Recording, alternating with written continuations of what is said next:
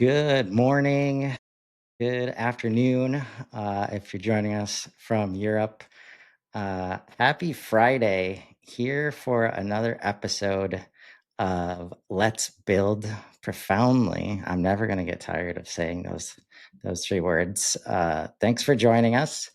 We are starting our series today, our 30 for 30, where we're going to take the next 30 business days, I gotta say, to introduce our first early adopter pros who place their trust in Profoundly, and we're excited about the vision and what we're trying to accomplish. But we want to, give them a chance to share their story and the value that they create every day for the ecosystem.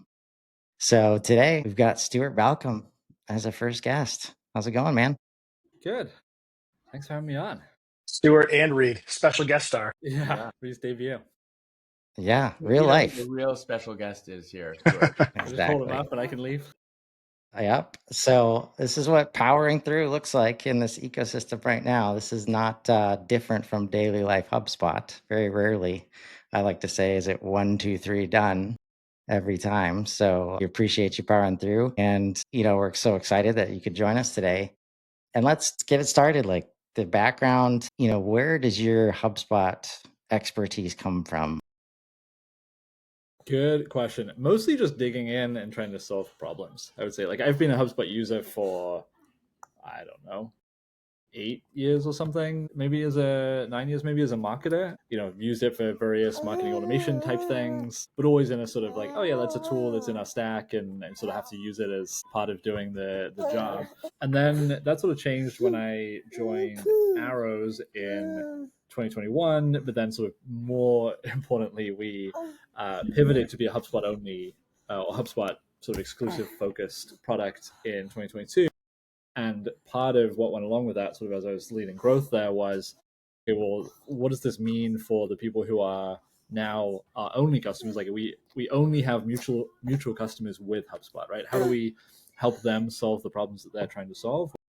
For Arrow's, customer success sort of category, customer onboarding tool product was not an area which had a ton of coverage in terms of content or education or sort of named features in HubSpot.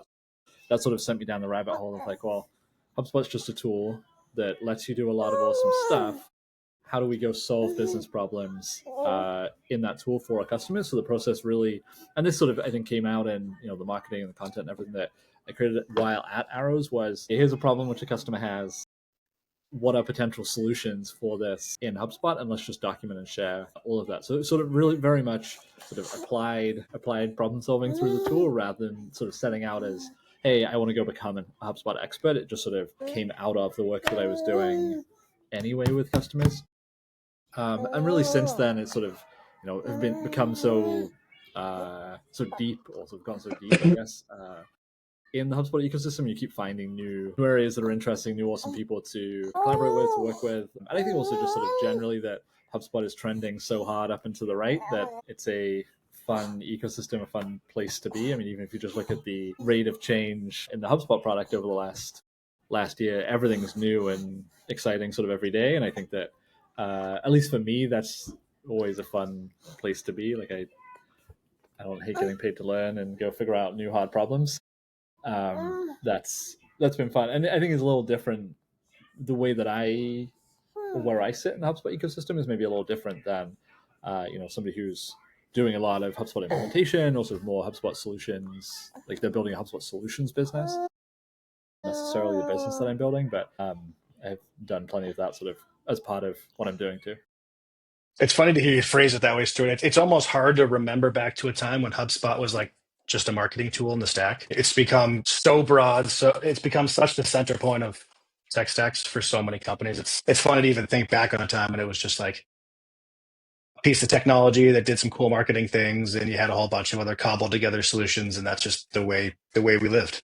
Yeah, I remember. I mean, we really bought it for like automated email, right? It's like, yeah, sure, like there's this workflow tool that can do a bunch of stuff, but really I just want to send email on a schedule and send it to this specific segment when they meet these criteria, right?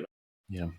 The CMS and like website side, like sure, but like I'm going to use something else. Like I'm not picking it for that. Yeah, it is amazing the transition. I remember so I finished up college in Providence, spent a lot of time in Boston. I remember going to an Inside Intercom event in 2015, and that was really the first time like we seen HubSpot, but there were a lot of HubSpotters there, and I guess that was early-ish days at HubSpot, or like earlier days at HubSpot, right? And I remember that being like everybody at HubSpot was like, "Wow, this is the big thing," and like knowing nothing about it. And obviously now I think the perception is very different now. Or which makes sense. Like the company's 10 years more mature than that. Stuart, just on that, right? Like you and I've spent a little bit of time together, over the past several months, whatever. Like, I think most of the folks in the audience will know you, and they'll know you're a very special person. I think what folks would be interested to understand is like learning more about you as a person, like your journey, like what brought you to tech? Like, are your family, your background, like, are they technologists? Like, how did you end up here? Yeah, that's a good question. I guess kind of luckily. So no, my parents are not technologists. My dad is an electrical engineer, I guess, which is like some kind of systems relation, I guess. Yeah. But yeah, so I was finishing up college. I was a boring business major with no specialization or real world application of anything. And I got really lucky. My last semester in college, I did an internship at what was then Beta Spring, but I think now is RevUp Capital in Providence. And essentially the remit of that internship, which is kind of funny that it was an internship, but was basically like figure out digital marketing. It's like, we are going to pay you and give you budget to go run a bunch of Facebook ads and sell t-shirts. Teespring was a Beta Spring company. They were growing pretty fast, like on-demand t-shirt printing. So essentially the idea was like, use that as sort of your product, and like you can iterate really fast on product because it's like graphic design plus send the design to this t-shirt service, and then figure out how to sell to niche audiences online with Facebook. Which was a sort of crash course in like a lot of different things, right? So the full stack of like, how do you go sell a product? But what I also found, and that sort of transitioned into the accelerator change. I ended up leading the growth team there, where we would work with portfolio companies, and they had sort of a 12-week kind of intensive like onboarding, I guess, like growth program. So we saw a lot of different companies, but a lot of the work that we were doing was like A/B test this button color. It was very sort of data heavy, in sort of the worst way in some ways, right? Which is just sort of the time. And my sort of reaction was like, I want to do something that's a little more, feels like it's a little more focused on the outcome for the customer. So I, naturally transitioned into product. Reed doesn't like the data side either. No, he's cutting me off. Too rambly, apparently. So I transitioned into product, but I think that's sort of, I found this sort of sweet spot that I enjoy at least, which is like 0 to 1 at early stage companies where product and growth are very intertwined. There's a lot of gray. Like you're always trying to figure out like, what are we selling? Who are we selling it to? And what does it have to actually do? So sort of everything that I've done has been in that space pretty much. And I think that sort of naturally that led me, like I was early on no code tools, for example, as part of that. Like we were like mostly on the growth side. Like how do we go build stuff without developers? Kind of taught myself to code in college because in my sort of final year of college, because I wanted to figure out like where are the edges of what you can do without code, which obviously now without code and AI, it's insane what you can do. Yeah. But something like technical enough, like I've been in product management roles or like product roles where so technical enough to understand the system. And I think there's a lot of application of that in the HubSpot ecosystem, right? Like HubSpot, once you start approaching HubSpot as a product rather than just a tool, and you sort of really lean in and look at, how do we use this as the sort of central point of how we're trying to do things, and then look at figuring out like, okay, how do we enable the teams that are using this? How do we help deliver the best outcomes for them, which ultimately mean it's easier for them to serve the customer. There's sort of a lot of overlap, I think, between the stuff that I've done outside of HubSpot and the stuff that is very relevant for companies who are trying to make more out of cool. out of the HubSpot account. That is cool. So is that kind of what you're focused on now? Is now that you're building out connected GTM, like interfacing, I would imagine in ways like closer than ever before. What kind of challenges are you like solving out there right now? Yeah, so the way that connected GTM is sort of interesting in that I mentioned that sort of my position in the ecosystem is a little different than many, I guess, in that I'm sort of sit in the middle, I guess, between app partners, customers like HubSpot customers, and I'm going to say solutions providers, encompassing everybody who's supporting HubSpot customers with services. So connected GTM is sort of a media education content play, and then so I don't actually do services sort of through what you see in the newsletter, but I do help software companies, so app partners. Usually it's building a pretty content heavy go-to-market strategy. So the problems we're solving usually are you built this cool thing, or you built this, and you built this thing that integrates with HubSpot. What does that enable people to do in HubSpot? Right. So it's very much the angle, which I think is, fits well. It was sort of heavily influenced by my experience at Arrows, but also I think what ultimately makes you a great player in the or sort of value add player in the HubSpot ecosystem is like, how do you enable people to do more in HubSpot? How do you enable people to solve problems inside the ecosystem rather than just being extractive of the data that HubSpot provides or the things that HubSpot provide. So that's usually where I'm solving problems. It's like, okay, you're either enriching HubSpot with this new data, you're adding an experience on top of HubSpot, but what are you going to do with that for the team that's in HubSpot? Like, how do we build reporting? How do we think about workflows? Like, how do you help people just adopt the things that they have to adopt? I think that's one of the challenges for any software company that's integrating with HubSpot is it's not just you now have this whole other interface or other experience that you have to manage or that you have to drive adoption for, and you actually have essentially no control over it. Like you can't see what somebody's doing inside of HubSpot because it's not in your product. But it's probably the biggest differentiator on like, will this work for them? Is are they actually doing stuff with your data in HubSpot, right? Which is what HubSpot wants. Two is like that integrations increase stickiness, drive activation of HubSpot functionality, right? So a lot of the stuff that I talk about with folks is how do you get your customers to use more HubSpot, right? Like how do you use your solution as a way to show them that they should be using automation or they should be leveraging data to do new segmentation or whatever it is. But yeah, so again, definitely rambly. You should be cutting me off here for sure. But that's generally sort of where I'm helping folks. And the thing that's sort of starting to evolve out of that is like seeing opportunities or areas to go build new things in the ecosystem. I think there's there's potentially a sort of studio type play that works where like connected GTM is like the media piece is one of the things, and then there are things around that. I'm sure, Stuart, I'm sure this is something you've thought a lot about, but it seems like we're just at such a cool moment in history in terms of apps built to work inside of HubSpot. Yeah. Right. It just didn't exist for essentially ever. I mean, Arrows launched in the HubSpot marketplace in April 2022, and people thought we were crazy. Yeah. It's like forever. It's like the best integration in the world was just some data sync, and great, like cool. It seems to me and I'd love to hear your thoughts on this. The opportunity to build apps that are going to work inside of HubSpot seems like a giant space for growth in our ecosystem. And like Arrows is a great example. QuotaPath is a great example. Like there are some very, very cool products built to work inside of HubSpot. It just seems like the opportunity for that space to expand is massive. For sure. I think that I think what's interesting, I think with what's happening in venture too, with people looking to be more sustainable, be more focused, be more more founders not necessarily expecting the unicorn outcome and thinking about like what is the more reliable or more sustainable sort of way to build a business. I think that's probably a bigger opportunity in the HubSpot ecosystem than if you are taking venture dollars and then going to try to build something inside of HubSpot. I don't know that opportunity exists in a sort of obvious way to be single platform there, because you're obviously limited by HubSpot's customer base.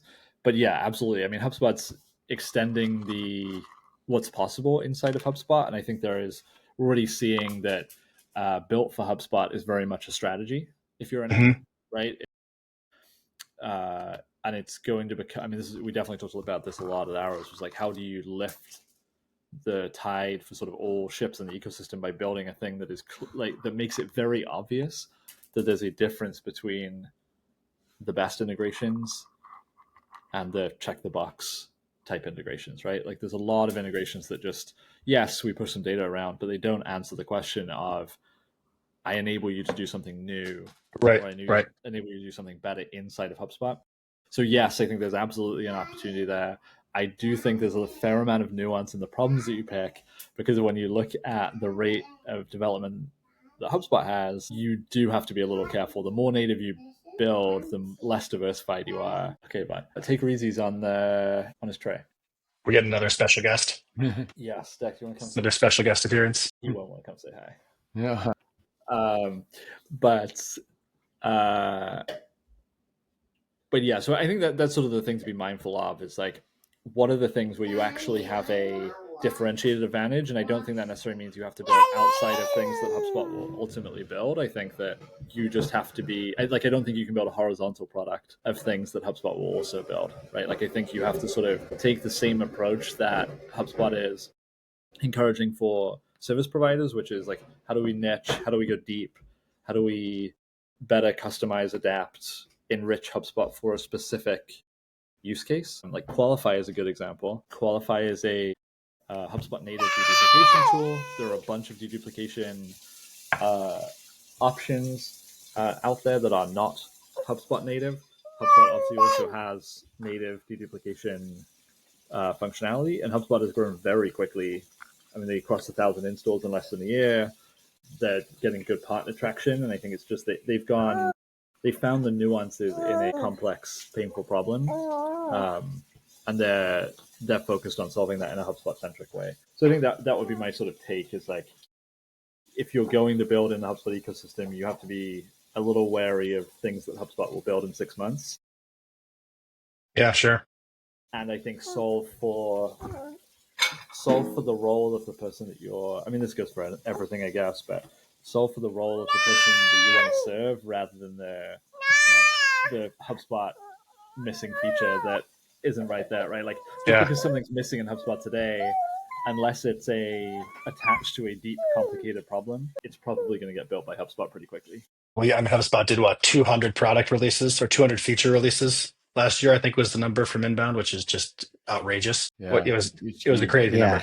I would just give, that whole crew, that the ecosystem team, Karen, Brian, Scott, Kelly, like, just huge shout out. I know that they're really working hard to be good partners to the app partner ecosystem, and I think they're doing a great job. You mentioned, Stuart, that like the idea of picking a problem area or a persona and working backwards. You mentioned that here, you mentioned it in your content, versus like having an idea and like idea forward.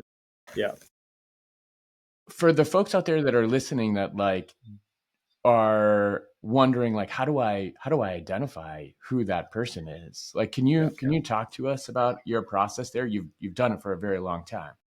Yeah, I mean, I think that the thing, and I think this is only going to become more important. It's interesting. So if you look at what's happening in 2025 with, in the last 6 months or year, say, with the evolution of AI and how much that's democratizing, how easy it is to build products. Like, there's always been sort of levels, right? Like, you can go, you hire a expert developer, you go build, a tech first solution, or on the other end, you go build something with Zapier and stitch things together with no code. I think AI is sort of bridging the gap there, and I think we're going to see it. It's going to be easier for, and like, don't get me wrong, like, but developers are not going away. Senior engineers are not going anywhere. But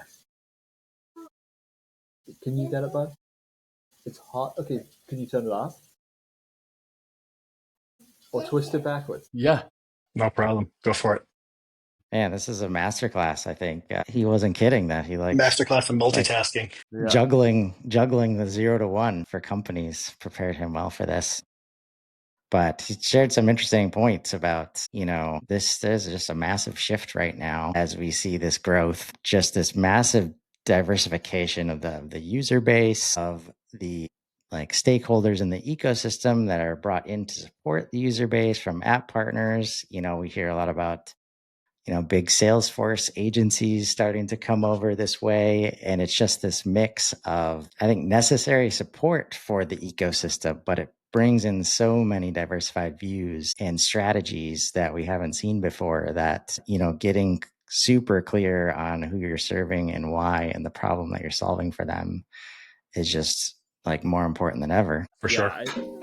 I think that's the thing. I guess the point that I was trying to make on this sort of AI development piece is that product is going to become harder to differentiate on, right? So you're going to have to differentiate on that sort of depth and nuance in how you solve a problem, and distribution. I mean, distribution is going to become, obviously there's limits to how far distribution can get you, like if you don't solve the problem. But if you don't have distribution, it's going to be a really hard time, or you're going to have a really hard time both growing but also learning fast enough to build deeply. So I think that's sort of, when it comes to sort of figuring out problems to go solve, I think that's the thing that I always try to look for, is like, where is that unsolved or untapped demand, right? Like, where are people asking for a solution and unable to find an answer, or unable to find an answer that actually solves the problem in the way that they want it solved, right? Like, it's, I guess, two examples here. So we did this at Arrows, like the how to run customer success in HubSpot guide was pretty much purely driven by a customer interview that I did. Like, one of our Arrows customers, we're talking about, support and resources for the space in HubSpot. And they sort of had this line, which was like, I've searched everywhere. I've searched the HubSpot community. I've searched all the forums, and I can't find anything that's tactical about how to run customer success, like how to actually go run customer success in HubSpot. So we just went and built it, right? And then similarly, like very recent, right? Like HubSpot is making pretty, totally reasonable, totally understand them, changes to the way that company insights and data enrichment works in HubSpot with the introduction of Breeze. It makes sense that you would want people to use Breeze. Breeze can do a lot of stuff, is really awesome, but it's not free in the same way that company insights is free. So that's been an interesting experiment the last week or so. It's like, there's a lot of untapped demand there, or there is a lot of, I wouldn't say untapped because it's a new problem, I guess, or a new challenge that's been introduced by the shift in how HubSpot is doing things. There's a lot of demand there for people who want a simple replacement to company insights, to have the option to have something that's equivalent without all the complexity and sort of additional lift. Either a Breeze or like integrating something like Clay. Clay just raised an absurd amount of money at an absurd valuation, but the HubSpot integration is expensive, or is like, depends on the type of company you are, obviously, but it is not out of the box like in every tier. So that's sort of another area where there's, I think the sort of things you have to be in to see the nuance a little bit. Yeah.